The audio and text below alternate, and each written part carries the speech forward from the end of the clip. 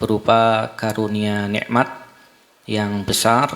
Di antaranya adalah datangnya seorang alim minal ulama dari kota Madinah, yaitu Dr. Syekh Muhammad Al-Hashimi hafizahullahu ta'ala, yang insyaallah beliau akan ada di Indramayu, ya, tepatnya sekitar 10 hari, dan insyaallah kajian-kajian Syekh Muhammad Al-Hashimi hafizahullah akan berlanjut di Masjid An-Nur, kemudian juga di Masjid Ali, dan juga di beberapa tempat yang lain yang insyaallah nanti diumumkan di beberapa grup dan info yang lain.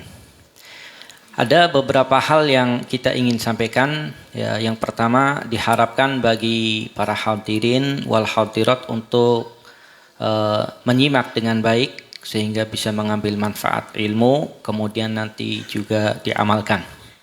Kemudian yang kedua, yang membawa alat komunikasi mohon untuk dinonaktifkan, dan tidak ada yang mengambil gambar atau video, ya. Semoga kita dimudahkan oleh Allah Subhanahu wa taala untuk bisa istifadah, mengambil faedah dari kajian-kajian yang insyaallah akan dilakukan dalam beberapa hari dan malam ini. Demikian, wassallallahu ala nabiyina Muhammadin walhamdulillahi rabbil alamin. Wassalamualaikum warahmatullahi wabarakatuh.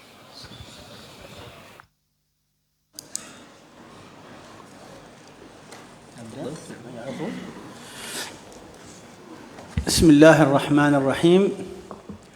إن الحمد لله نحمده ونستعينه ونستهديه ونعوذ بالله من شرور أنفسنا ومن سيئات أعمالنا. من يهده الله فلا مضل له ومن يضلل فلا هادي له، وأشهد أن لا إله إلا الله وحده لا شريك له، وأشهد أن محمدا عبده ورسوله. بلغ الرسالة وأدى الأمانة ونصح الأمة وجاهد في الله حق جهاده، فجزاه الله خير ما يجزي نبيا عن أمته. اللهم لا سهل إلا ما جعلته سهلا، وأنت تجعل الحزن إذا شئت سهلا. اللهم اشرح لي صدري ويسر لي أمري واحلل عقدة من لساني يفقه قولي. ثم أما بعد، السلام عليكم ورحمة الله تعالى وبركاته أيها الإخوة، وأهلا وسهلا بكم في هذا اللقاء المتجدد بحمد الله وفضله في اجتماعنا في هذا المسجد المبارك في هذه المدينة الطيبة أهلها. نسأل الله تعالى أن يجعلنا وإياكم من المتحابين في جلاله، الذين هم على منابر من نور يغبطهم النبيون والصديقون والشهداء، وأن يشملنا وإياكم بمقتضى قوله صلى الله عليه وسلم: ما اجتمع قوم في بيت من بيوت الله يتلون كتاب الله ويتدارسونه بينهم إلا نزلت عليهم الرحمة وغشيتهم السكينة وحفتهم الملائكة وذكرهم الله تعالى فيما من عنده. اللهم آمين. لقاؤنا اليوم بعد فراقنا سنة يبشرنا بأن القلوب كما جاء في الحديث: إن القلوب إذا تآلفت تعارفت، إذا تعارفت تآلفت، وإذا تناكرت تخالفت.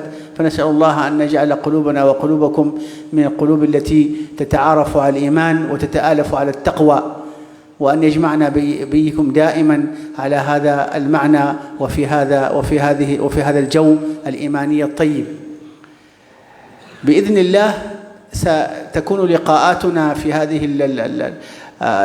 الدورة الصيفية التي نسأل الله أن تمتد وتبقى في معاقد وأركان الدين ومراتبه التي بينها النبي صلى الله عليه وسلم وشرحها للأمة، حتى يعرف المؤمن مكانه من هذه المراتب، ويتصور من دينه ما لا ينبغي له أن يغيب عن باله، وصولا إلى التطبيق الصحيح والعمل الصادق الذي ينجيه في دنياه ويسعده في أخراه. وهذا الهدف الأساسي الذي من أجله نلتقي هذا اللقاء ونجتمع هذا الاجتماع ويتواصى بعضنا على بعض على هذه الأمور. فلقاءاتنا ستكون في هذه المراتب التي بينها النبي صلى الله عليه وسلم للأمة في هذا الدين، وجاءت في حديث عظيم من معاقد الدين هو حديث جبريل كما سنشرحه إن شاء الله. Bismillahirrahmanirrahim. Setelah beliau membacakan sebuah mukaddimah kemudian setelah juga beliau bersalawat kepada Rasul sallallahu alaihi wasallam, kemudian juga beliau berdoa agar pertemuan kita itu disebut dengan pertemuan yang penuh keberkahan Kemudian juga kita persingkat, beliau setelah kata beliau setelah kurang lebih 1 tahun kita pisah pada hari ini kita dikumpulkan kembali kita dikumpulkan kembali kata beliau hati itu apabila sudah saling mengenal maka dia akan mudah untuk berkumpul kembali dan semoga kata beliau Allah Subhanahu wa taala mengumpulkan hati ini dalam ketakwaan dan keimanan semoga hati ini berkumpul dalam ketakwaan dan keimanan Kemudian kata beliau pada pertemuan yang dimulai hari ini dan juga pertemuan-pertemuan berikutnya beliau akan membahas tentang hadis Jibril kata beliau, yang mana di dalam hadis tersebut terkandung di dalamnya rukun agama dan kaidah-kaidah agama yang kata beliau wajib diketahui oleh setiap muslim, yang wajib diketahui oleh setiap muslim, dan juga agar setiap muslim tidak jahil atas rukun-rukun agama tadi. Kemudian kata beliau tujuan mempelajari ini tidak lain agar kita bisa selamat dunia dan akhirat dan inilah tujuan diadakannya daurah kata beliau yang mana beliau akan membahas tentang hadis Jibril yang setiap pertemuan itu beliau akan membahas satu rukun karena dalam hadis Jibril kan ada rukun Islam, rukun iman dan ihsan, dan itu akan beliau bahas satu persatu selama pertemuan di sini. Dan pada hari ini beliau akan membahas tentang muqaddimahnya. Taib, Allahu a'lam. حديث جبريل في الصحيح عن عمر بن الخطاب رضي الله تعالى عنه قال: كنا جلوسا مع النبي صلى الله عليه وسلم إذ طلع علينا رجل شديد بياض الثياب شديد سواد الشعر لا يرى عليه أثر السفر ولا يعرفه منا أحد، فجلس إلى النبي صلى الله عليه وسلم وأسند ركبتيه إلى ركبتيه ووضع يديه على فخذيه فقال: يا محمد أخبرني عن الإسلام. قال: الإسلام أن تشهد أن لا إله إلا الله وأن محمد رسول الله وأن تقيم الصلاة وتؤتي الزكاة وتصوم رمضان وتحج البيت من استطاع إليه سبيلا. قال: صدقت. قال: فأخبرني عن الإيمان. قال: الإيمان أن تشهد أن لا إله إلا الله، تشهد أن تؤمن بالله وملائكته وكتبه ورسله واليوم الآخر وبالقدر خيره وشره. قال: صدقت. قال عمر: فعجبنا له يسأله ويصدقه، فقال: أخبرنا عن الإحسان. قال: الإحسان أن تعبد الله كأنك تراه فإن لم تكن تراه فإنه يراك.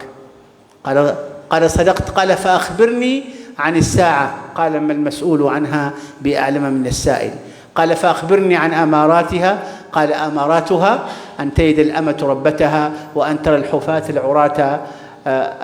العراة العالة رعاة الشاة يتطاولون في البنيان.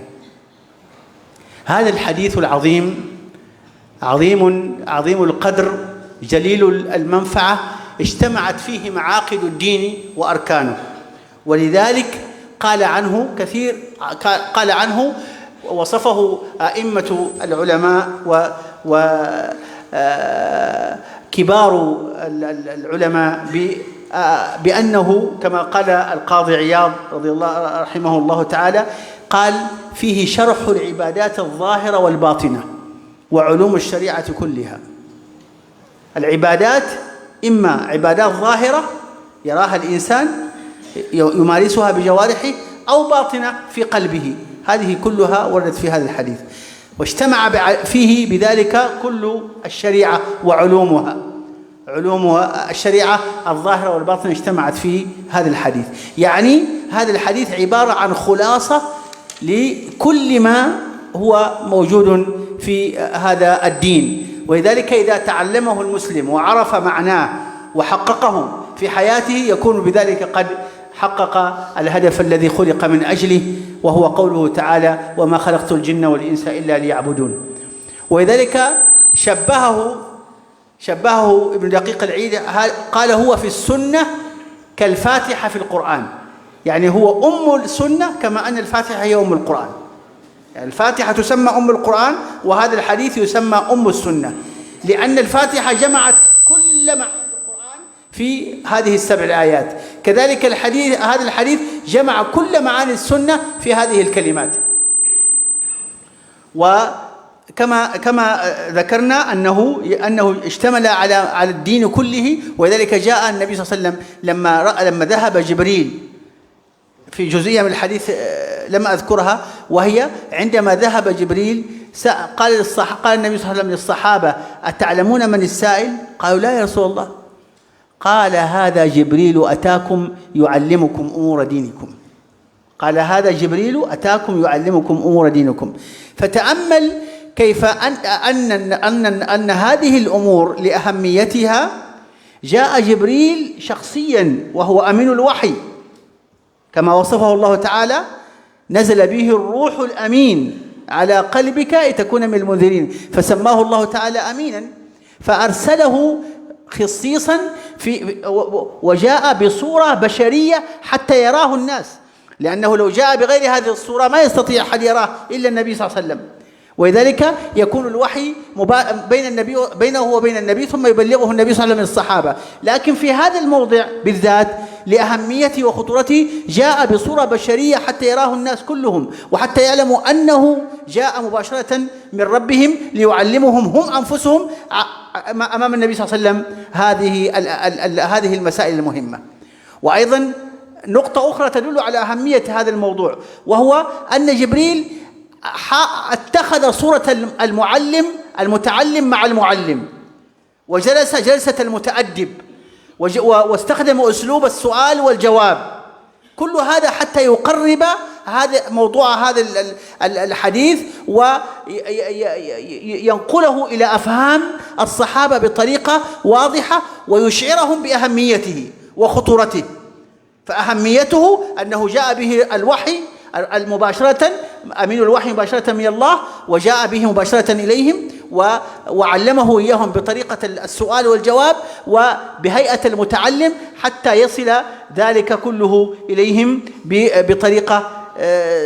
بطريقة يعني واضحة وسهلة للجميع. نعم. Beliau membacakan tentang hadis Jibril, ya. Hadis yang dikenal dengan hadis Jibril, ya. Kata beliau, ya, dari Umar bin Khattab, ya, bercerita ketika kami duduk, ya, bersama Rasul Sallallahu Alaihi Wasallam, kemudian datang seorang laki-laki yang putih bajunya dan hitam rambutnya, ya. Tidak ada satupun dari kami yang mengenalnya.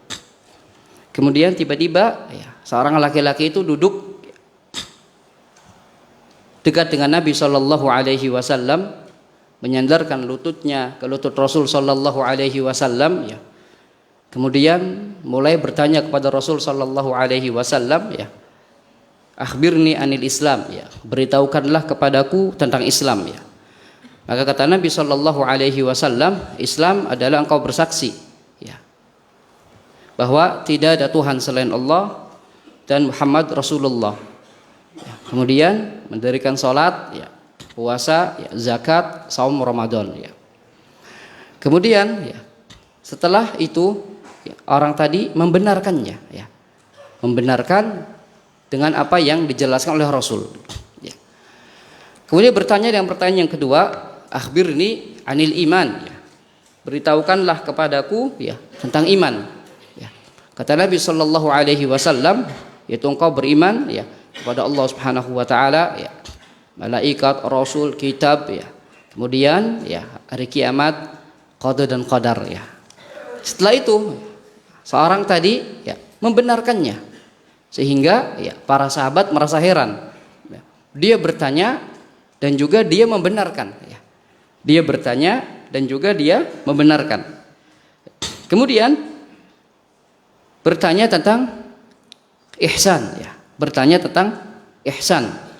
Kata Nabi Shallallahu Alaihi Wasallam ya, engkau beribadah kepada Allah Subhanahu Wa Taala ya seolah-olah engkau melihatnya. Jika engkau tidak melihatnya ya maka sungguhnya Allah Subhanahu Wa Taala melihat engkau ya. Setelah itu ya, bertanya tentang kapan kiamat.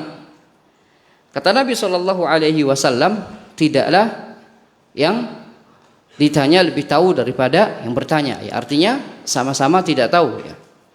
Maka bertanya lagi tentang tanda-tanda kiamat ya. Tanda-tanda kiamat. Maka Nabi menjelaskan yang pertama ya, seorang budak melahirkan tuannya ya, itu tanda yang pertama. Kemudian tanda yang kedua ya, engkau melihat ya, seorang yang tidak beralas kaki ya, kemudian dia termasuk ya pengembala kambing ya, namun dia ya berbondong-bondong berlomba-lomba dalam mendirikan bangunan ya. Itu tentang hadis Jibril. Intinya seperti itu. Kemudian kata beliau ya, hadis Jibril ini ya adalah hadis yang mulia. Hadis yang menghimpun di dalamnya ya rukun ibadah, rukun-rukun daripada rukun-rukun agama ya. Kemudian beliau mengutip perkataan Qadhi Iyad.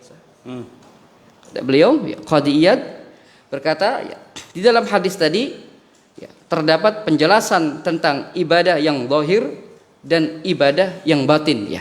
Kata beliau ibadah itu ada yang zahir dan ada yang batin. Juga terkandung di dalamnya ulum syariah ya, ilmu syariah. Kemudian ya, kata beliau hadis tadi termasuk ringkasan ya dari dinul Islam ini ya, ringkasan dari agama Islam ini.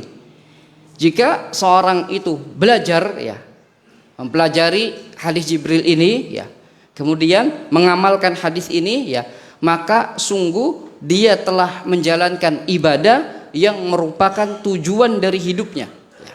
Hal ini sebagaimana yang Allah jelaskan dalam ya, firman-Nya, wa ma khalaqtul jinna wal insa illa liya'budun ya. Dan tidaklah aku ciptakan jin dan manusia ya kecuali untuk beribadah kepadaku ya. Kemudian ya beliau juga mengutip bahwa hadis ini ya disebut dengan umus sunnah ya, induknya dari sunnah ya, sebagaimana Fatihah dinamakan Ummul Quran ya, hadis ini juga dinamakan Ummus Sunnah ya, di mana Al-Fatihah terkandung di dalamnya ya seluruh makna-makna Quran ya, maka hadis ini juga terkandung di dalamnya seluruh makna-makna sunnah ya, seluruh makna-makna sunnah, sehingga hadis ini dikatakan Ummus Sunnah, induknya sunnah, sebagaimana Al-Fatihah dikatakan apa? Ummul Quran. Kemudian ya beliau menjelaskan ya ada ya beberapa sebab yang menjelaskan agungnya hadis ini. Yang pertama ya hadis ini ya tentang hadis yang pertama adalah tentang hadis ini ya, di mana yang bertanya kepada Rasul sallallahu alaihi wasallam itu adalah Jibril ya. Yang bertanya kepada Rasul sallallahu alaihi wasallam itu Jibril datang kepada Rasul ya. Untuk apa ya? Agar ya bisa difahami oleh seluruh sahabat ya. Jibril datang dengan sendirinya ya. Jibril datang dengan sendirinya ya, dengan menyerupai seorang manusia ya. Kemudian ya bertanya kepada Rasul sallallahu alaihi wasallam. Ini semua menunjukkan akan pentingnya hadis ini ya. Menunjukkan akan pentingnya hadis ini, sehingga ya kata Nabi sallallahu alaihi wasallam menjelaskan ya, itu Jibril ya datang untuk mengajarkan agama, untuk mengajarkan pokok dari agama kalian ya. Ketika ya Jibril itu sudah kembali ya. Nabi Shallallahu Alaihi Wasallam menjelaskan yang datang tadi adalah Jibril, datang untuk mengajarkan pokok-pokok agama kalian ya. Maka ya sebab inilah hadis ini menjadi hadis yang azim, hadis yang mulia karena langsung ya di Jibril sendiri yang menjelaskan kepada Rasul Shallallahu Alaihi Wasallam. Itu sebab pertama. Sebab kedua ya Jibril ya datang ya, kepada Nabi ini seolah-olah dudukannya sebagai murid dan guru ya. Jadi Jibril bertanya ya kepada Rasul Shallallahu Alaihi Wasallam. Jadi Jibril memposisikannya sebagai murid dan Rasul adalah memposisikan sebagai gurunya. Ini tidak lain ya agar ya perkara ini mudah difahami oleh manusia. Ya, ini tidak lain agar perkara ini mudah difahami oleh manusia. Nah, itulah dua hal ya. Kata beliau yang menyebabkan hadis ini adalah hadis yang agung. Yang pertama Jibril langsung datang sendiri ya. Jibril langsung datang sendiri dengan menyerupai seorang lelaki yang asing yang tidak ada yang mengenalnya. Kemudian yang kedua Jibril mendudukan dirinya sebagai murid yang sedang bertanya kepada gurunya Rasulullah Sallallahu Alaihi Wasallam, sehingga poin-poin dalam hadis tadi ya mudah difahami oleh seluruh sahabat yang hadir di saat itu. Wallahu a'lam.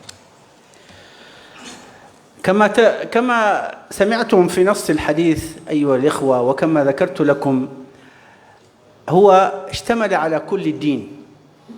وفي هذا الحديث واضح أن النبي صلى الله عليه وسلم وجبريل رتب الدين على مراتب ثلاثة، كل مرتبة لها طبيعتها ولها معناها.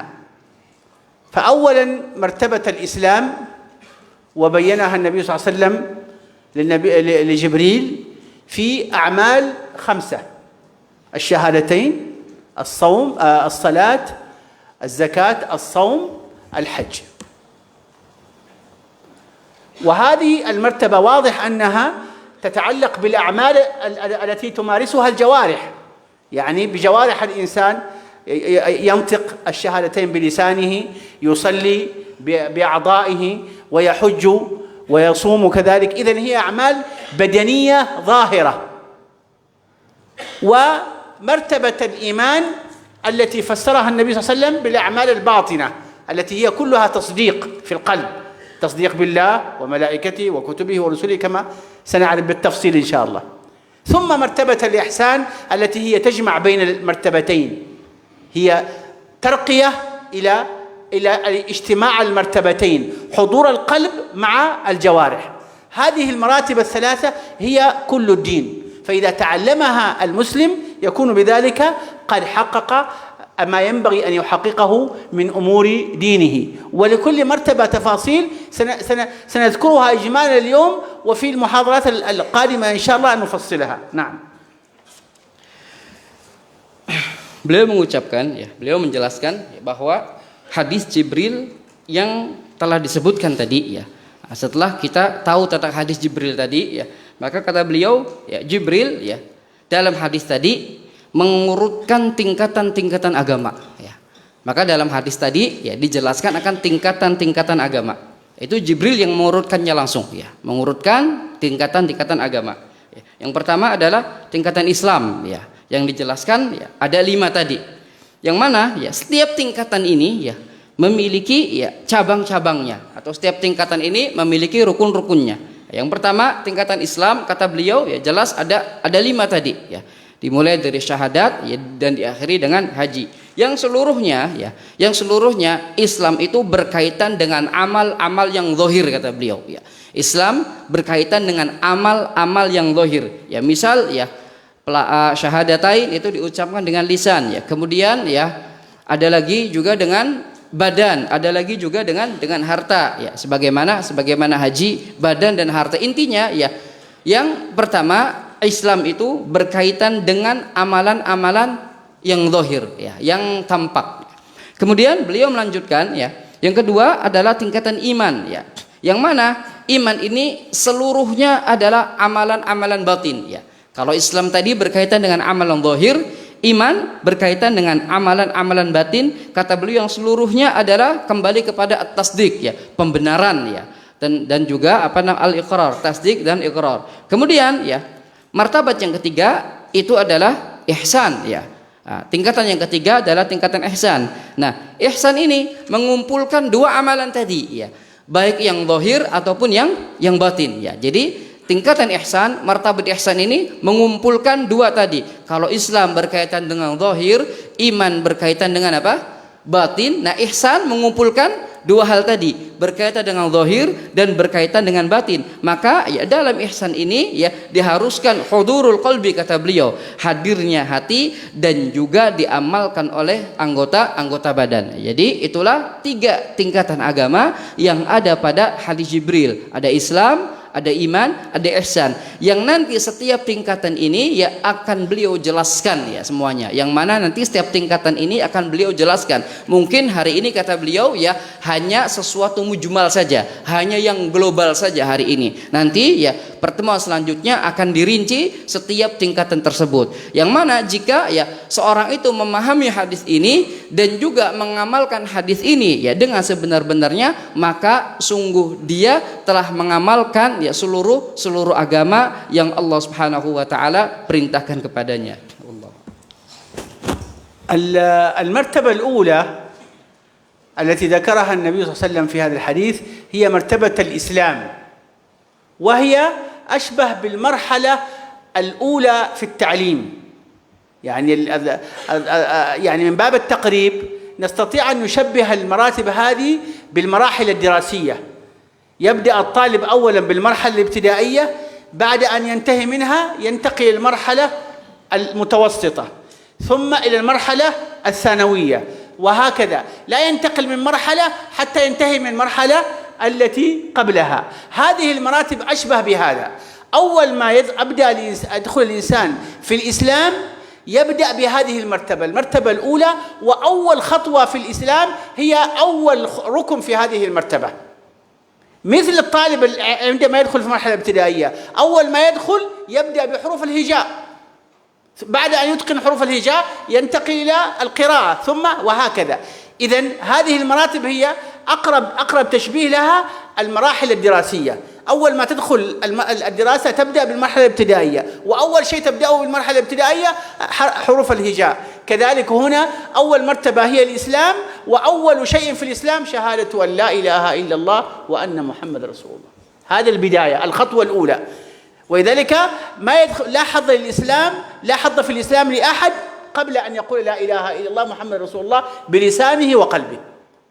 فإذا هي أول خطوة، شهادة لا إله إلا الله. هذا الركن الأول من أركان الإسلام، وهو البداية. ومعلوم أن الإنسان أول ما يدخل الإسلام ما يعرف شيء عن الإسلام، قد لا يعرف إلا شهادة لا إله إلا الله، لكن مع الوقت يتطور، يبدأ يتدرب على الصلاة الركن الثاني، ثم بعد ذلك يتدرب على الزكاة الركن الثالث، ثم يدخل في الصوم، ثم الخاتمة الحج، وهو الرحلة العظمى التي يتمناها كل مسلم. هذه الخطوات هي الخطوات الأولى التي إذا أتقنها المسلم وأداها على الوجه الأكمل يكون قد انتهى من المرحلة الأولى من مراحل الدين الإسلامي. فالمرحلة الأولى هي مرحلة العبادات الظاهرة، ويدخل فيها بالإضافة إلى الأركان كل الأعمال الظاهرة التي يمارسها المسلم، الصدقة، البر، الصلة، الإحسان إلى الناس، كل الأعمال الظاهرة هذه داخلة في الإسلام. ولذلك النبي صلى الله عليه وسلم لما سئل أي الإسلام خير قال أن تطعم الطعام وتسلم على من عرفت ومن لم تعرف. فهي أعمال بسيطة لكنها داخلة في مسمى الإسلام. وقال أيضا المسلم من سلم المسلمون من لسانه ويده. فإذا هذا دليل على أن مجرد سلامة الناس منك داخل في مسمى الإسلام. فإذا مسمى الإسلام كل الأعمال الظاهرة، وعلى رأسها هذه المعاقد الخمسة، هذه الأركان الخمسة. فالإسلام معناه الاستسلام لله بالتوحيد، والخلوص من الشرك، والانقياد له بالطاعة. هذه معاني الإسلام، تستسلم لله وتخضع وتتخلص من الشرك، وتستسلم له بالتوحيد، وتنقاد له بالطاعة، فتفعل ما يأمرك وتجتنب عما ينهاك. نعم.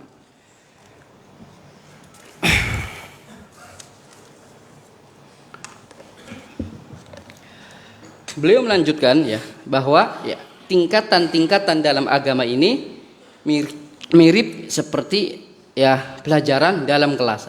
Jadi Islam ini adalah tingkatan yang paling dasar, kata beliau. Islam ini adalah tingkatan yang paling dasar. Makanya seorang ya ketika dia pertama kali sekolah ya, maka dia belajar sesuatu yang dasar dulu ya, kata beliau.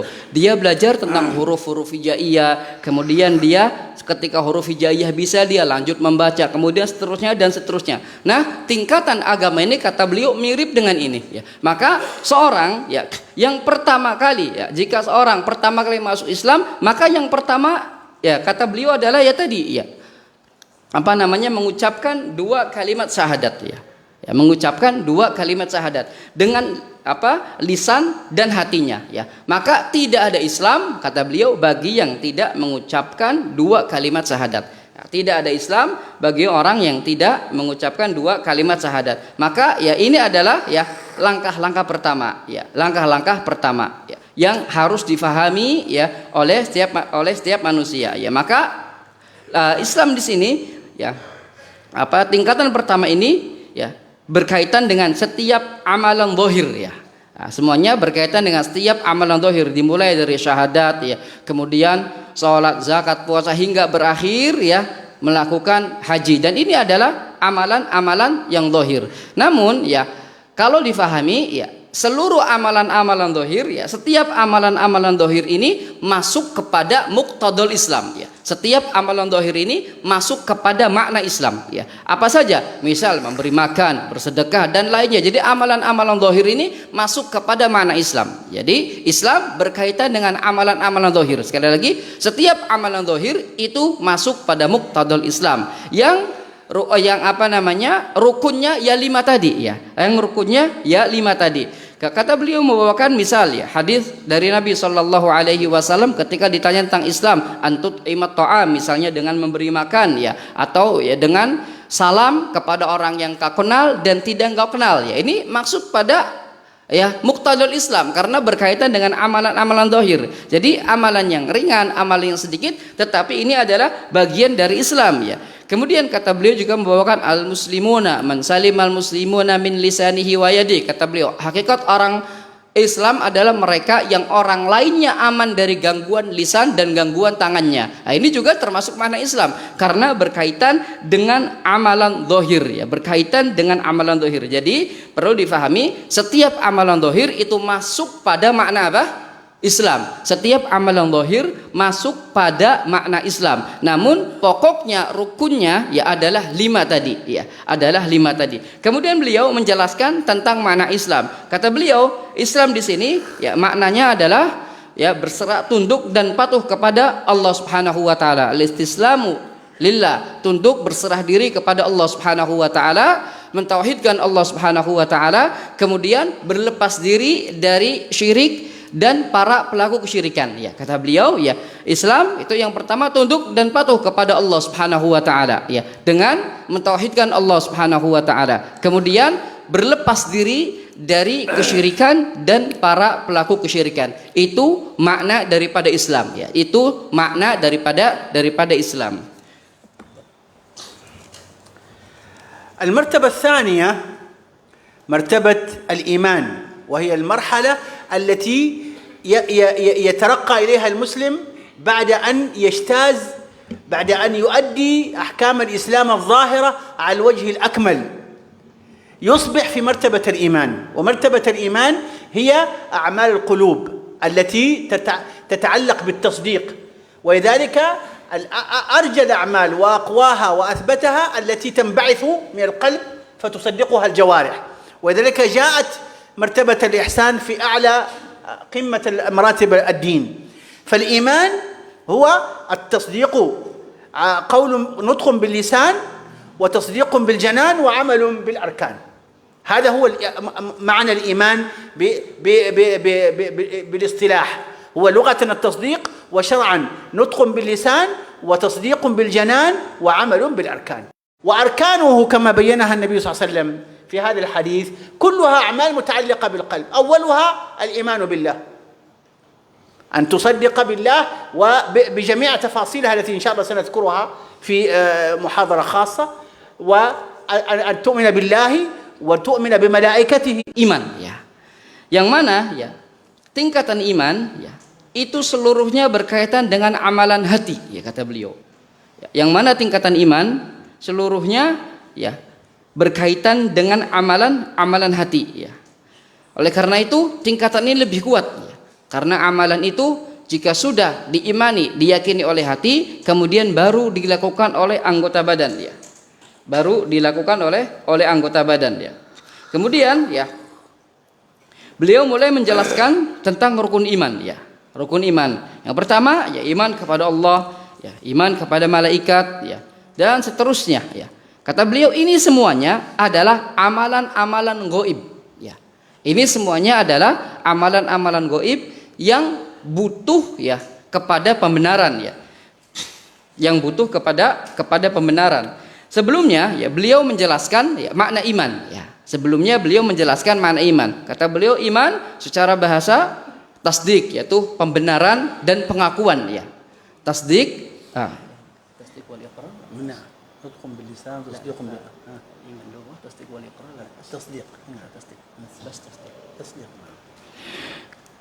Kata beliau iman ya secara bahasa itu at-tasdiq ya, yang artinya keyakinan atau pembenaran. Adapun ya yang dimaksud iman di sini yaitu diucapkan dengan lisan ya, diyakini dengan hati ya, dan dikerjakan oleh anggota badan, kata beliau. Ini semua harus ada ya. Ini semua harus ada. Tiga-tiganya harus ada. Yang pertama ya diucapkan oleh apa? Lisan, diyakini oleh hati, diamalkan oleh anggota badan. Itu ya makna iman secara istilah lah, kita katakan iman secara istilah. Jadi secara bahasa dia bermakna tasdik, secara istilah yang dimaksud di sini adalah diucapkan dengan lisan ya, diyakini dengan hati ya, kemudian diamalkan oleh anggota badan ya.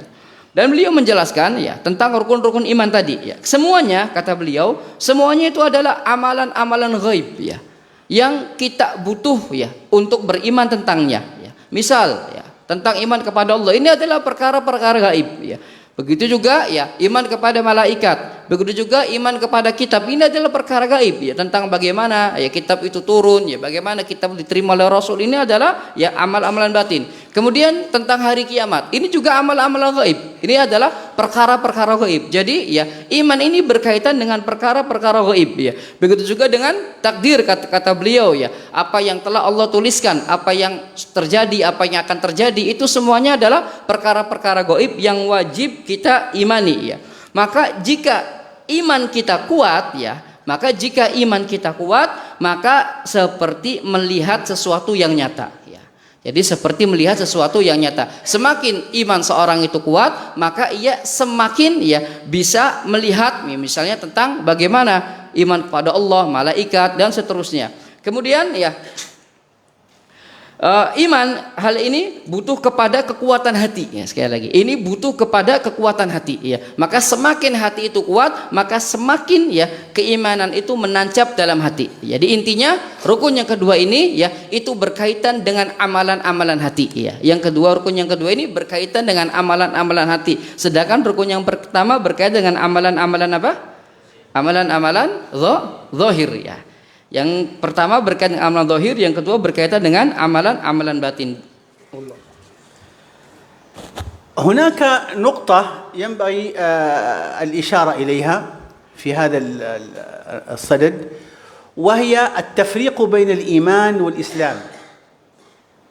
أحيانا قد يشكل على بعض المسلمين الفرق بين كلمة الإيمان والإسلام. يعني متى يعني يقال فلان مسلم ومتى يقال فلان مؤمن أو غير مسلم. هنا الحديث في حديث جبريل هنا نجد أن النبي صلى الله عليه وسلم فرق بين الإسلام والإيمان. عرف الإسلام بالأعمال الظاهرة وعرف الإيمان بالأعمال الباطنة. معنى هذا أن بينهما فرق. لكن ما معنى هذا التفريق؟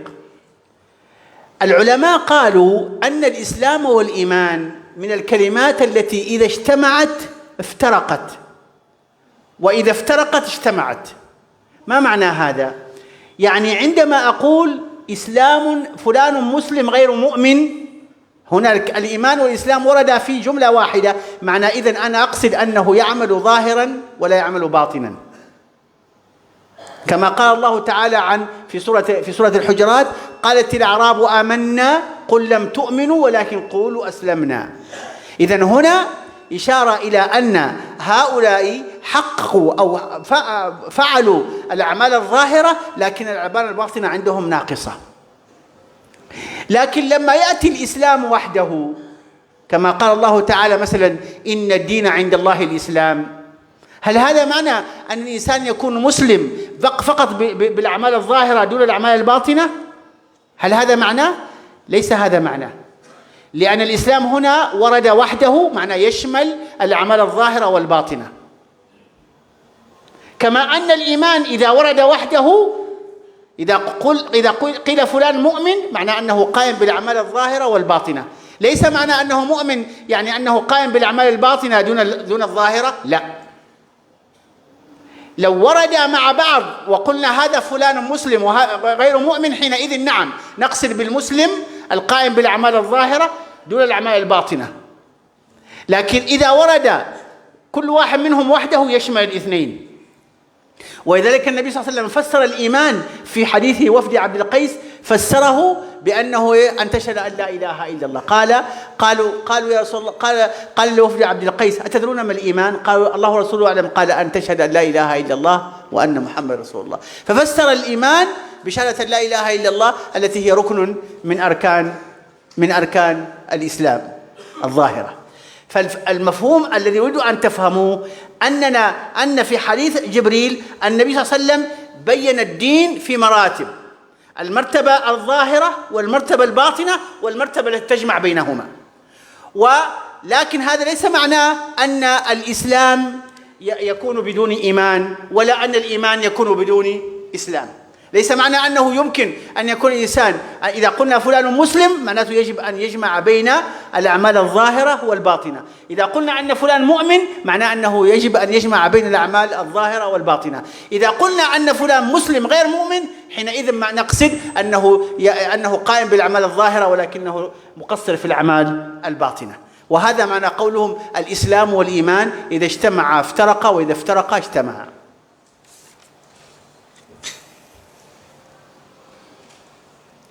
Kata beliau, ada sesuatu yang harus difahami ya tentang iman dan Islam ya. Tentang iman dan Islam.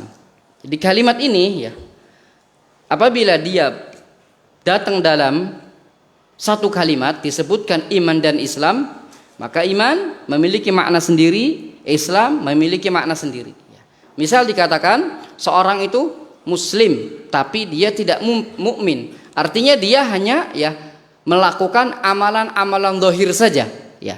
Dia hanya melakukan amalan-amalan yang zahir saja tanpa amalan-amalan yang batin ya. Tanpa amalan-amalan yang batin ya. Dalam hadis ini, dalam hadis Jibril ini ya, Nabi alaihi salatu wasallam membedakan antara Islam dan iman ya. Yang artinya Islam itu berkaitan dengan amalan apa? Zahir, iman berkaitan dengan amalan batin ya. Kemudian beliau membawakan contoh ya dalam ayat Al-Qur'an, qalatil a'rabu amanna qul lam tu'minu walakin qulu aslamna ya. Orang-orang Badui tadi berkata ya, kami telah beriman ya. Akan tetapi ya katakanlah qulu aslamna, katakanlah ya kalian hanya Islam saja karena imannya belum masuk. Ya, di sini ya artinya apa? Orang-orang tadi hanya melakukan amalan-amalan apa? Zahir saja. Adapun amalan-amalan batinnya masih ada kekurangan. Jadi jika kalimat Islam dan iman disebutkan dalam satu teks, maka Islam berkaitan dengan amalan apa?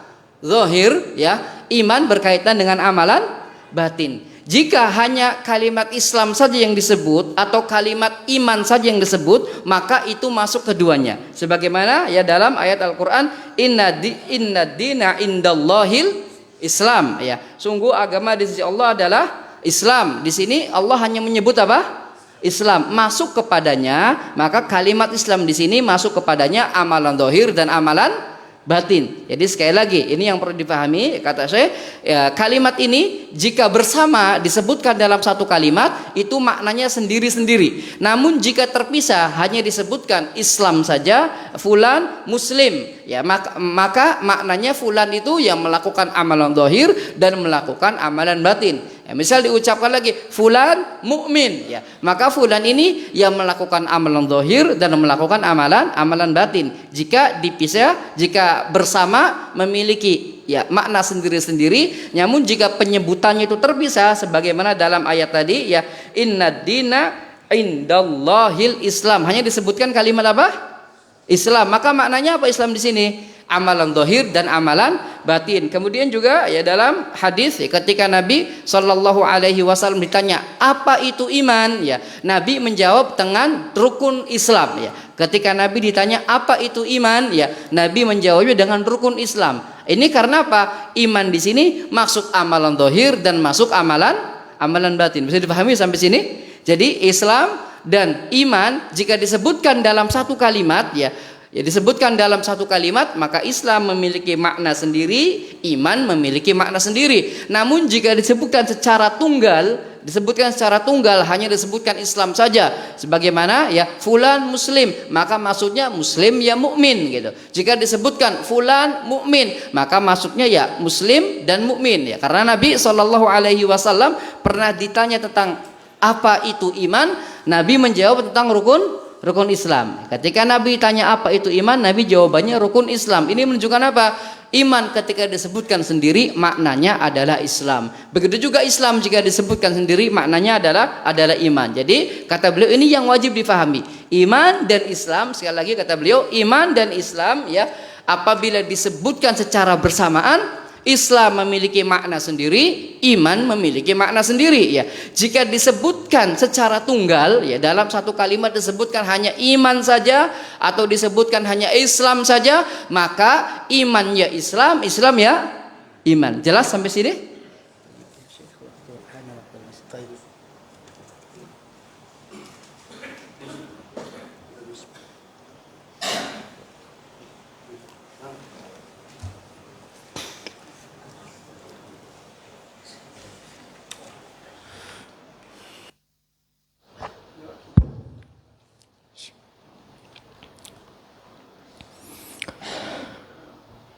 Allahu Akbar,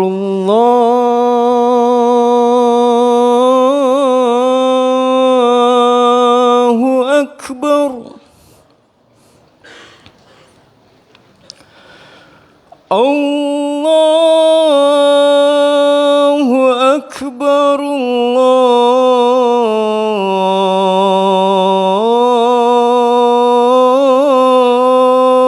Allahu Akbar.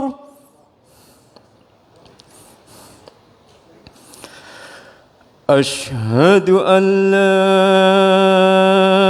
إله إلا الله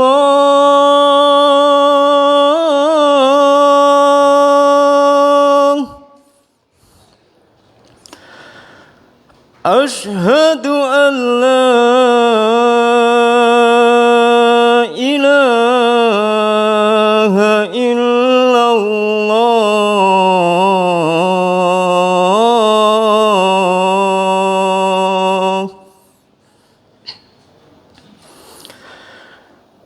أشهد أن محمد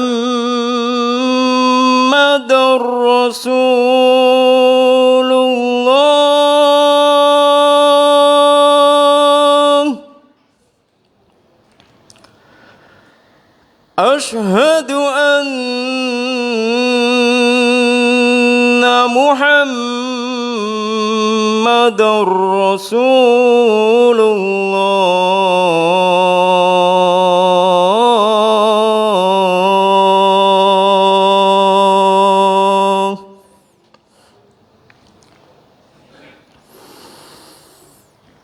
حي على الصلاة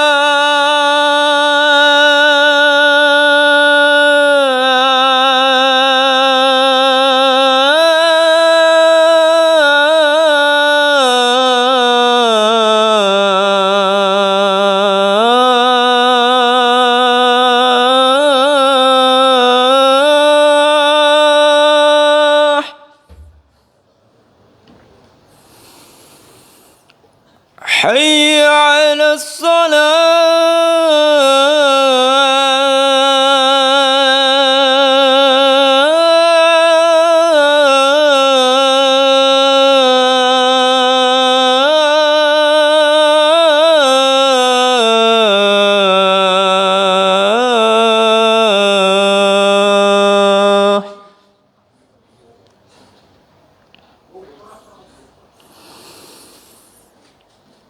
حي على الفلاح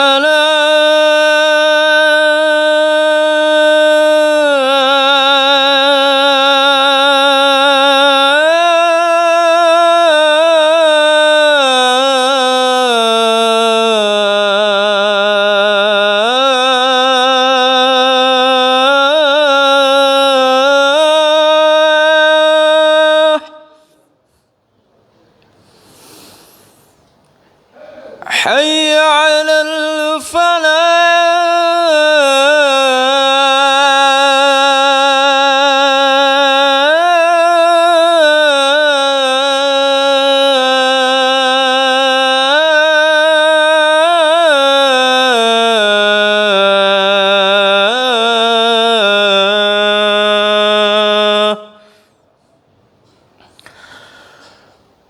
الله أكبر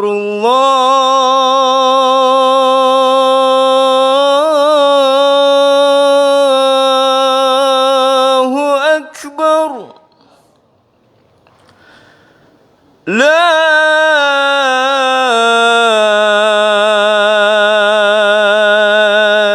إله إلا الله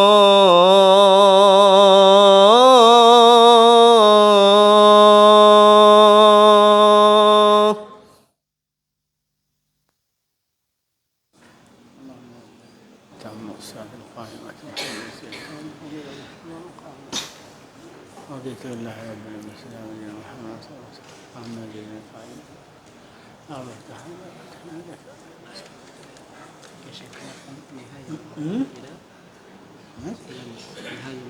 ايوه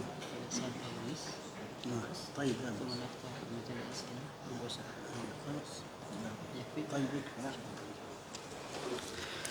بسم الله الرحمن الرحيم. نأتي الآن إلى الركن الأخير أو المرتبة الأخيرة من مراتب الدين التي هي مجمع لهاتين المرتبتين السابقتين. هي أشبه بمرحلة التخرج من المرحلة الجامعية التي يحصل فيها الطالب على الشهادة النهائية التي يتأهل فيها للتخصص الذي درسه، يعني مرحلة النهاية من باب التقريب، وهي مرتبة الإحسان التي إذا بلغها الإنسان المسلم بلغ القمة. ليه؟ لأنه فيها يجتمع قلبه مع جوارحه، لأن أهم ما يكون أن تكون قيمة العبادة عندما يمارسها القلب مع الجوارح. وأكبر مثال على ذلك الصلاة التي يصليها المصلي وهو يستشعر فيها حضور قلبه مع ركوعه وسجوده، هذه الصلاة قيمتها أعظم بكثير من قيمة الصلاة التي يؤديها المسلم بجوارحه مع غياب قلبه، وهي التي يبتلى بها أكثر المسلمين مع الأسف. فإذا ركن الإحسان هو كما قال النبي صلى الله عليه وسلم في حديث جبريل الذي ذكرناه، هو أن تعبد الله كأنك تراه فإن لم تكن تراه فإنه يراك. تأمل هذا التمثيل النبوي العجيب. أنت لو كنت تشعر عندما تقف للصلاة تشعر أن الله أمامك ينظر إليك، هل تتوقع أن تسيء في هذه العبادة؟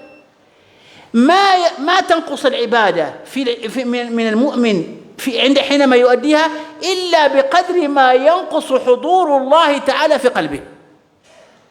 ولذلك كلما قوي حضور الله في قلبك كلما أديت العبادة بشكل أحسن. فهذا معنى قوله النبي صلى الله عليه وسلم أن تعبد الله كأنك تراه فإن لم تكن تراه فإنه يراك، أن تستحضر وقوفك في العبادة بينك وبين يدي الله تعالى، فتتقن العبادة إتقانا تاما بحيث تؤديها على الوجه الأكمل كأنك يعني بالمثال الواضح لما تكون أنت تؤدي عمل وهذا العمل يقف عليك صاحبه وينظر إليك ويراقبك هل تستطيع أن تغش فيه أو أن تنقص؟ لا. بينما لو غاب صاحب العمل ولم تعد تراه قد يقع منك بعض التقصير. هذا ولله المثل الأعلى أقرب مثال يوضح لنا هذه المرتبة، مرتبة الإحسان. نعم.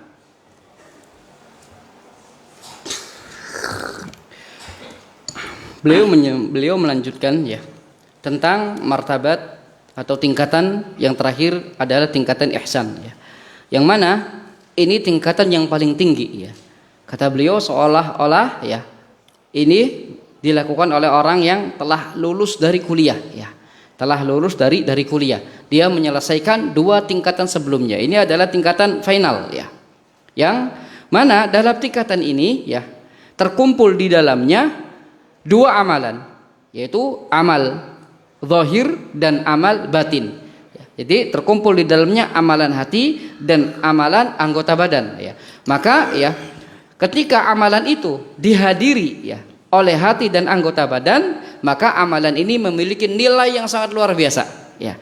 Amal ini memiliki nilai yang sangat luar biasa. Jadi setiap amalan yang dihadiri oleh hati, yang hatinya hadir dan ketika melakukan amal tersebut, maka amalan ini adalah amalan yang luar biasa. Kata beliau mencontohkan ibadah salat ya. Ketika salat, seorang itu menghadirkan hatinya ya, di setiap gerakan salat ya.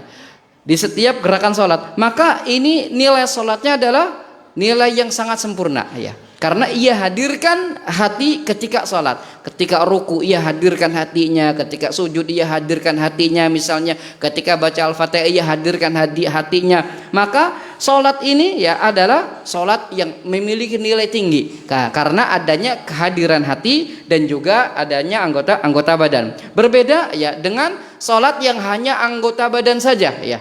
Berbeda dengan sholat yang hanya menghadirkan anggota badan saja, hatinya tidak hadir ya di dalam sholat tersebut, maka sholat ini nilainya berkurang. Dan kata beliau ya sangat disayangkan ya banyak orang yang diuji dengan musibah ini, yaitu sholat yang hanya hadir anggota badannya saja, yang jasadnya aja dia sholat tetapi hatinya di luar sholat. Oleh karena itu ya maka ya ihsan ini ya ketika seorang menghadirkan hati dalam setiap ibadah ya. Ketika seorang menghadirkan hati dalam setiap ibadah. Kemudian ya beliau menjelaskan ihsan ya, yaitu engkau beribadah kepada Allah seolah-olah engkau melihatnya. Kata beliau, perhatikan kalimat ini ya. Engkau ya beribadah kepada Allah seolah engkau melihatnya ya. Sebagai contoh, jika engkau salat ya, lalu engkau merasakan bahwa Allah itu melihatmu, hadir melihatmu ya, maka engkau tidak akan mungkin ya untuk tidak khusyuk dalam sholatnya ya. Ketika apa? Ketika merasakan hadirnya Allah sedang melihat ya. Ketika merasakan hadirnya Allah sedang melihat, maka setiap kali kuat ya perasaan ini, ya, perasaan ihsan ini, maka ibadah salat itu menjadi sempurna. Kemudian dia contohnya, Syekh ini memberi contoh ya, memberi contoh jika seorang itu ya melakukan amal, melakukan pekerjaan lalu diawasi oleh bosnya misalnya, maka orang ini pasti bekerja secara sempurna dong. Pasti bekerja secara sempurna. Beda ya, kalau dia bekerja namun bosnya tidak melihat, dia kerjanya mungkin asal-asalan ya. Walillahil matsalul a'la. Dan bagi Allah perumpama yang sangat tinggi. Ini hanya sebatas pendekatan makna saja. Inilah ihsan. Maka setiap kali hati kita hadir dalam ibadah, maka nilai ibadah itu memiliki nilai yang sempurna. Sebaliknya, jika dalam ibadah hati kita tidak hadir, hanya jasadnya saja, maka nilai ibadah itu berkurang sebagaimana berkurangnya kehadiran hati kita ya. Jadi berkurang sebagaimana berkurangnya hati kita. Ya, ketika hati kita merasakan Allah melihat kita, maka nilainya sempurna. Artinya hatinya hadir. Namun ya, ketika nilai ini tidak ada, maka nilai ibadah itu berkurang sebagaimana berkurangnya perasaan ihsan tadi. Ya, sebagaimana berkurangnya perasaan ihsan tadi. Wallahu a'lam. يقول ابن حجر الهيثمي رحمه الله تعالى أحد علماء الإسلام يقول: المطلوب استحضار العبد أنه بين يدي الحق بمرأى منه ومسمع ليكسبه ذلك غاية الكمال في عباداته والإعراض عن عاداته، واستحضار ذلك مقدور للعبد ومكمل له فكلف به. ما معنى هذا الكلام؟ يعني أن الله تعالى إنما أمر العبد المؤمن بهذه المرتبة لأنها مقدورة له، يعني ليست أمرا يعني مستحيل أو أمر يعجز عنه العبد أن يستحضر قلبه ويجمع عليه نفسه ويطرد عنه شياطين الإنس والجن حينما يقف على العبادة. هي صحيح أمر يحتاج إلى مجهود، وليس كل أحد يطيق أن يبذل الجهد ليصل إليه، لكنه ليس مستحيلا، وهو أمر ممكن أن يستحضر هذا الموقف وهو واقف للصلاة، يستحضر في قلبه أنه واقف أمام الله، ويجعل هذا الخاطر في قلبه يتحكم في عبادته، وهذا أمر ممكن ومتيسر لمن اجتهد وبذل. ولكن من المعروف أنه لا يمكن للإنسان أن يتقن أي عمل بمجرد المحاولة الأولى، لا بد من أن يحاول ويحاول ويحاول. ولذلك ورد عن بعض السلف أنه قال رحمه الله تعالى: عالجت الصلاة 20 سنة وعالجتني الصلاة 20 سنة. يعني مكث 20 سنة وهو يعاني في الصلاة، يجتهد حتى يحضر قلبه، لأن الشيطان ما يتركه، هذا مهمته. فوربك فبعزتك لأغوينهم أجمعين، هذا عهد أخذه على نفسه. ولذلك أول ما يجتهد فيه الشيطان هو أن يصرف المصلي بينه وبين عبادته. أول ما تكبر الله أكبر يأتيك الشيطان يذكرك ما نسيت ويؤمنك ويؤملك فيما تشتهي، وإن كنت جائع يصور لك الأكل، وإن كنت صاحب كذا، يعني يحاول بكل طريقة أن يحضر أن يصرف قلبك، لأنه ما استطاع أن يصرف جسمك عن الصلاة، فيحاول أن يصرف قلبك. ولذلك أكثر المصلين الذين يحضرون جسديا يغيبون قلبيا، والقليل من المصلين الذي يحضر قلبا وقالبا. ولكن هذا القليل هم الذين يستشعرون قيمة الصلاة، كما قال هذا ثابت البناني رحمه الله تعالى: 20 سنة وأنا أعالج الصلاة، ثم بعد 20 سنة أصبحت الصلاة بالنسبة لي علاج، أصبحت لا أرتاح إلا إذا صليت. ولكن متى؟ بعد 20 سنة أصبح يستشعر قيمة الصلاة، لأنه كلما دخل الصلاة يجاهد ويجاهد ويجاهد. كلما حاول الشيطان، كما قال النبي صلى الله عليه وسلم: إذا خطر الشيطان بينك وبين صلاتك فهذا شيطان اسمه خنزب، فتعوذ بالله 3 مرات وانفث عن يسارك 3 مرات، هذا يطرد الشيطان. هذه المجاهدة مع الوقت تتحول إلى طبيعة، خلاص يصبح الإنسان أول ما يقف في الصلاة ينسى ما حوله كله، كما كان السلف. ورد من عجيب القصص التي وردت عن السلف في حضور قلبهم في الصلاة، ما روي عن عروة بن الزبير رحمه الله تعالى أحد كبار التابعين.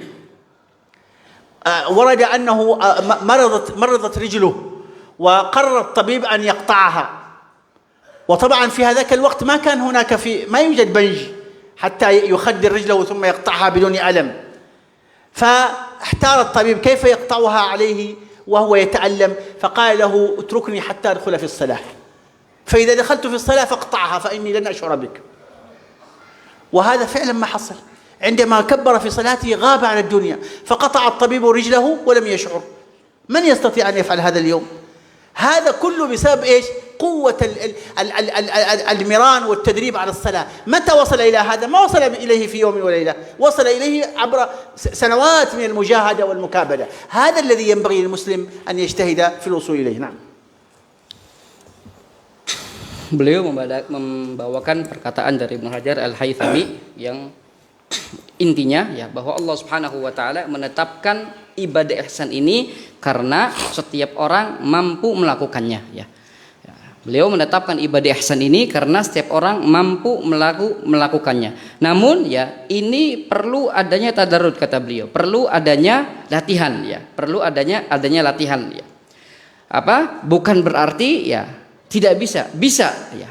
Setiap orang untuk melakukan ihsan ini bisa ya. Namun perlu latihan ya.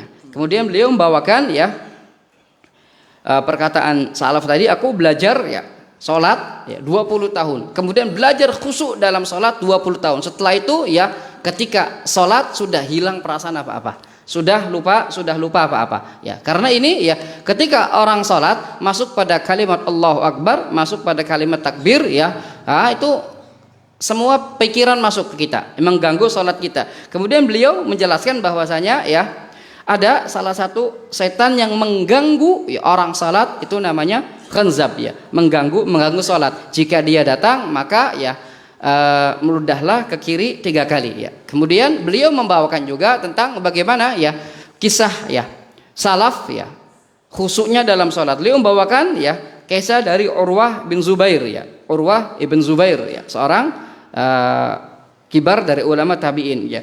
Ketika itu dokter harus mengamputasi kakinya ya. Dokter harus mengamputasi kakinya ya. Tentu ya di zaman dulu tuh tidak ada bius, tidak ada apa ya. Maka bingung ya dokter bagaimana ya kaki ini harus dipotong. Kata Urwah ibn Zubair ya, potonglah kakiku ketika aku sholat ya. Potonglah kakiku ketika aku sholat. Maka ketika ya Urwah bin Zubair ini mulai sholat ya, dokter tadi memotong kakinya dan dia tidak merasakan apa-apa.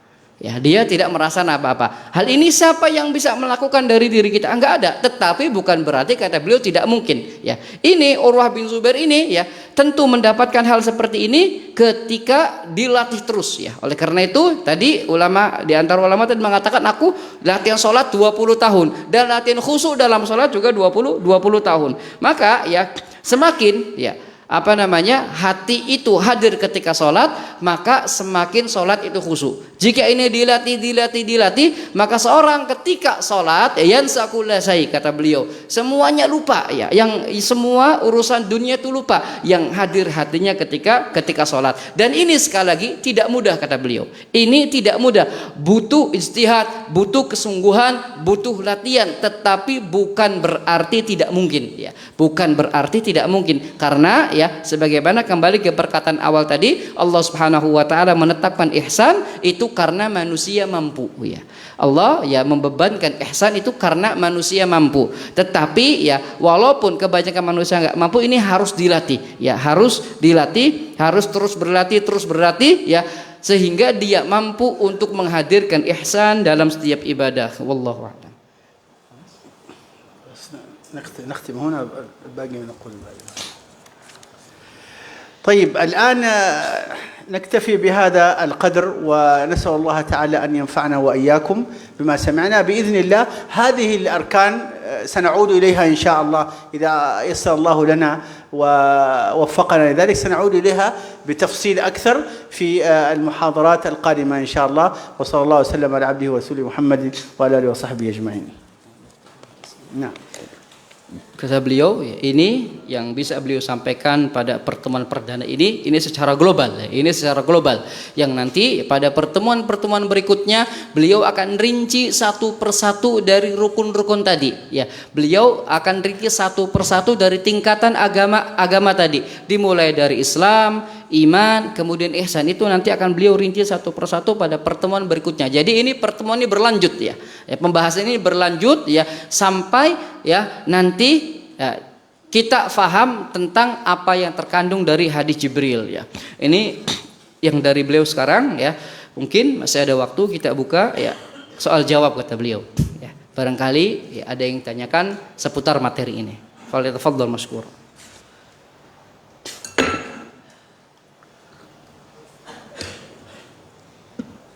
شوف الشيخ هذا.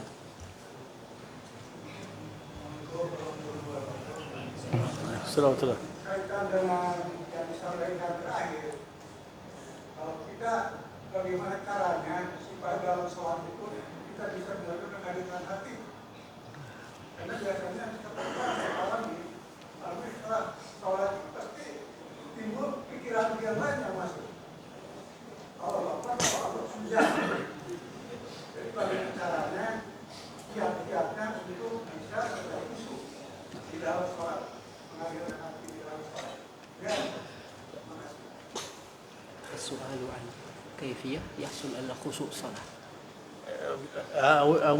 سمع السؤال. إذا السؤال الشيخ يسأل كيف يتمكن المصلي من الصلاة من الخشوع. نعم. أيوه. حتى يحضر القلب. أي نعم. الأمر صعب ولكن سهل لمن يسره الله له. هناك خطوات يفعلها المسلم قبل الصلاة وأثناءها وبعدها تعينه على الخشوع. 3 مراحل: قبل الصلاة وأثناء الصلاة وبعد الصلاة. قبل الصلاة كيف؟ أولا تنوي في قلبك الحضور للصلاة مبكرا، تتجهز لها في بيتك، تتطهر لها وتأتي إليها مبكرا في الصف الأول. هذه الإجراءات القبلية. وأيضا هناك السنن القبلية، السنن القبلية التي تكون قبل الصلوات كركعتي الفجر والركعات اللي قبل الظهر وتحية المسجد، وأيضا السنن العامة كقيام الليل وصلاة الضحى. هذه كلها أشياء أو صلوات أو إجراءات تعينك على الخشوع قبل الصلاة. التي أثناء الصلاة يجب إذا كبرت للصلاة أن تكبر، وبعد أن تكبر تحاول أن تركز فيما تقرأ أو ما تسمع.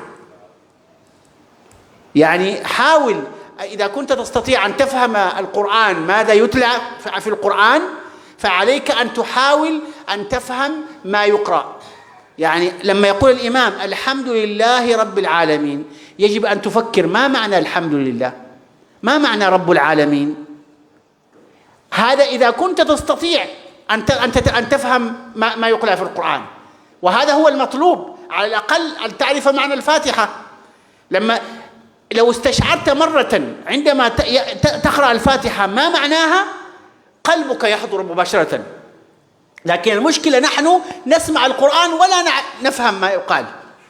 الله أنت لما يناديك واحد بلغة لما يكلمك الواحد بلغة، أنتم لما أتكلم طبعا ما تفهمون ما أقول، وذلك ما تتفاعلون معي، لكن تتفاعلون مع المترجم لأنه تعرفون ما يقول. كذلك أيضا القرآن تتفاعل معه إذا فهمت ما يقول. يعني ما معنى الحمد لله؟ إذا كنت تعرف معنى الحمد لله هذا يجعل قلبك يتأثر. إذا ما تعرف الحمد لله ما معناها، ما تعرف رب العالمين ما معناه، ما تعرف يهدينا الصراط المستقيم ما معناه، إذا كنت لا تعرف هذا قلبك لن يتأثر. لكن ماذا عليك أن تفعل؟ أنت لست عربيا ولم تتعلم العربية، عليك أن تجتهد، عليك أن تبذل الجهد حتى تتعلم معاني القرآن. وحتى تصل إلى ذلك عليك فقط أن تفهم أن الذي يقرأ هذا هو كلام الله. وأنت تقف في الصلاة تسمع الإمام يقول الحمد لله، اعرف في قلبك أن هذا الله هو الذي يتكلم وليس أحد. اجعل هذا في قلبك فهذا يعينك. هذا أولا. ثانيا عندما تسبح سبحان رب العظيم ما معنى هذا؟ أنت هنا ماذا تقول؟ تقول سبحان رب العظيم ما معناها؟ عندما تقول الله أكبر ما معنى الله أكبر؟ عندما تسجد في الأرض تقول سبحان ربي الأعلى يعني ماذا؟ عندما تدعو تسأل الله تعالى اغفر لي يعني ما معنى اغفر لي؟ لازم تفهم ما تقول. إذا كنت تفهم ما تقول وتفهم ما تفعل فأنت حينئذ تستحضر الخشوع. إذا تسلط عليك الشيطان، وهذا أمر وارد وحاصل، علمنا النبي صلى الله عليه وسلم العلاج، وهو كما ذكرنا قبل قليل شيطان اسمه خنزب. كلما حاول أن يصرفك عن الصلاة ذكرك مفتاح نسيته ذكرك إياه، مسألة نسيتها ذكرك، على طول قل أعوذ بالله من الشيطان الرجيم، أعوذ بالله من الشيطان الرجيم، أعوذ بالله من الشيطان 3 مرات عن يسارك، وكررها. كلما تسلط عليك الشيطان كرر هذا. هذه بعض الأمور التي تعينك في داخل الصلاة. إن كنت تستطيع أن تفهم معنى القرآن فهذا أكبر شيء. ما تستطيع أن تفهم معنى القرآن، على الأقل يجب أن تستشعر أن هذا كلام الله، وأنت واقف تذكر أن هذا الذي يقرأ ليس كلام البشر، ليس كلام إنسان عادي، هذا كلام الله يكلمك مباشرة. فاستمع، هذا يجعل القلب يتحرك. لكن نحن نسمع القرآن ولا نستشعر أنه كلام الله. هذا في أثناء الصلاة. بعد الصلاة الأذكار التي تكون بعد الصلاة تعين. قراءة آية الكرسي، قراءة المعوذات، واضح، التسبيح بعد الصلاة، السنن الرواتب بعد الصلاة، هذه كلها أشياء تعين قبل الصلاة وأثناءها وبعدها. نعم. مع الدعاء طبعا، مع الدعاء والسؤال الله تعالى التوفيق والسداد. نعم. Ada pertanyaan ya, bagaimana cara mendapat kekhusyuan dalam sholat atau cara menghadirkan sholat ya. Kata beliau ini ada tahapan-tahapannya. Tahapan sebelum sholat ya, ketika sholat dan juga setelah sholat ya. Sebelum sholat, ketika sholat dan juga setelah sholat. Adapun tahapan sebelum sholat ya, kata beliau dimulai dengan niat ya, dan berusaha ya datang lebih awal. Jadi siap-siap berusaha datang lebih awal ya. Kemudian juga dengan melakukan sunnah qobliyah misalnya atau sunnah-sunnah lainnya. Ini akan membantu ya, kita bisa khusyuk dalam sholat ya. Intinya niat dan persiapan ya. Niat dan persiapan datang lebih awal ya. Datang lebih awal dan juga berada di shaf pertama. Ini sebelum sholat. Adapun ya ketika sholat ya, maka kita harus bisa fokus tentang apa yang dibaca dan apa yang didengar ya. Nah, ini ya jika kita mampu ya. Jika kita mampu, ya, misal seorang itu, ya, imam mengatakan alhamdulillahirabbil alamin, maka kita harus fokus memahami apa makna alhamdu, apa makna rabbal alamin, kata beliau. Ya. Dan ini kata beliau wajib ya bagi kita mempelajari makna Fatihah ya minimal ya. Wajib bagi kita untuk mengetahui makna surat Al-Fatihah karena ini termasuk rukun dan senantiasa dibaca di setiap sholat ya. Ini yang pertama, harus bisa memahami ya, kita fokus bisa memahami apa yang dibaca dan apa yang didengar kalau kita menjadi makmum. Tapi kalau kita nggak bisa ya, kalau kita tidak bisa, artinya kita hanya bisa Al-Fatihah saja. Surat-surat yang lain kita nggak tahu maknanya, maka usahakan kita itu menyadari bahwa yang dibaca itu adalah firman Allah Subhanahu wa taala. Kita sadar bahwa yang dibaca itu adalah firman Allah Subhanahu wa taala, bukan perkataan manusia ya, bukan perkataan manusia. Maka ini akan membantu kita khusyuk dalam salat, akan membantu kita khusyuk dalam salat. Begitu juga ketika kita tasbih, ketika kita bertakbir, ketika kita sujud, ketika kita ruku, itu kita berusaha memahami apa yang kita baca ya, berusaha memahami apa yang kita baca ya. Ini ketika sholat. Kemudian setelah sholat ya, kata beliau ya, usahakanlah untuk duduk dan berzikir ya, usahakanlah untuk duduk dan berzikir, kata beliau, bertasbih, bertahmid, baca ayat kursi ya. Dan zikir-zikir setelah sholat itu dibaca dengan penuh kekhusyuan, dengan hadirnya hati ya. Juga melakukan sunnah ba'diyah misalnya. Ini hal-hal yang bisa membantu kita agar khusyuk dalam salat. Dan yang terakhir kata beliau, jangan lupa kita berdoa kepada Allah Subhanahu wa taala. Minta kepada Allah Subhanahu wa taala, berlindung kepada Allah dari hati yang tidak khusyuk, kata beliau. Wallahu a'lam. Bisa difahami ya? Masyaallah.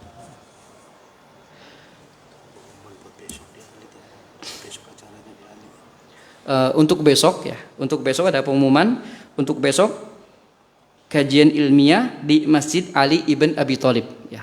Di Masjid Ali Ibn Abi Thalib, judulnya urgensi la ilaha illallah dan Muhammad Rasulullah. Jadi besok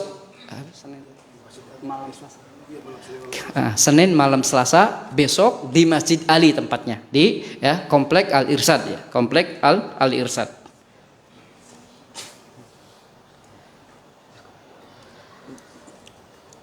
باقي سؤال خلاص؟ نختم خلاص؟ طيب سبحانك اللهم وبحمدك أشهد أن لا إله إلا أنت ونستغفرك ونتوب إليك ونلقاكم إن شاء الله في اللقاء القادم والسلام عليكم ورحمة الله وبركاته. طيب jadi